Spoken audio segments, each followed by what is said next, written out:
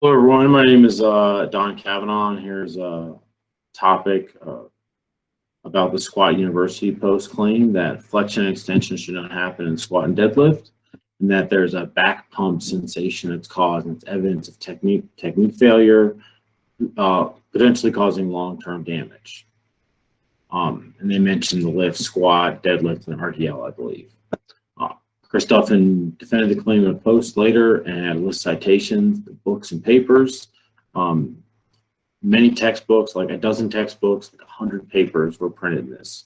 A lot of the papers seem to be concerning to just like looking through all the papers and reading the titles. A lot of them seem about nerves damage, pain, herniated discs, disc degeneration, some biochem papers about proteins, hormones, lumbar bone degeneration, imaging MRI studies with and without back pain. A lot of them, they didn't seem to address the idea of the pump during the lifts or long-term damage. Two of the papers did look promising though. On this first one, just to read this title, How Healthy Discs Herniate, a Biomechanical and Microstructural Study Investigating the Combined Effects of Compression and Flexion. So this paper first, very quickly, they took sheep spine and compressed and flexed the sheep spine at two different rates. One rate was slow and the other rate was fast. So they just bent this thing until failure. I imagine like a stick from a tree. And they did this until full herniation of the disc in this sheep spine. And what they discovered was that the damage is initiated from the mid to the outer annular fibers in this description of the spine. This paper, it talks about a movement and damage to the spine. Doesn't have anything to do with the back pump. It was done on a sheep, not people spines, two-person spines.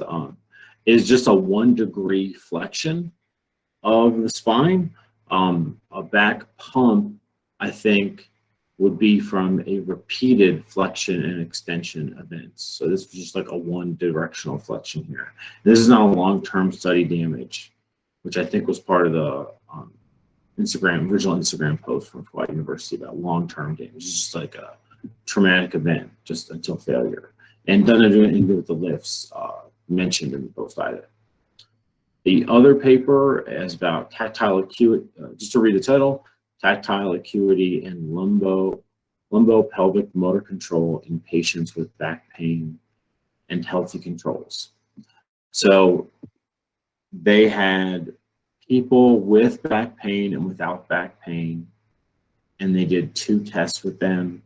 They touched their back in 2 different spots and see how they could perceive the 1 or 2 touch. So there was a distance between the 2 points that they would feel on their back until it felt like 1 point. And then clinical tests of, second thing they were subjected to was clinical tests of lumbo-pelvic control. And I don't know exactly what those tests were. I couldn't get I could get a summary of this paper, but I couldn't get the full paper. The conclusion, they had 2 conclusions.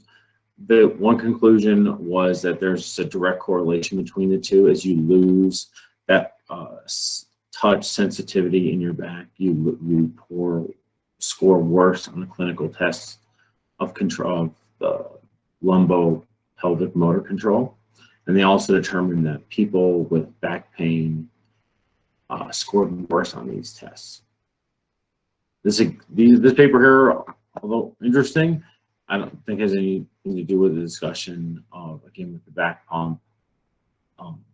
Working on this right here makes me wonder, and this, if Chris Duffin like just typed in Google search and then just copy and paste everything out of that, because there's just so many, out of so many papers that were printed, very few seem to have much to do with the post right there. I hope you have a wonderful day. Thank you so much.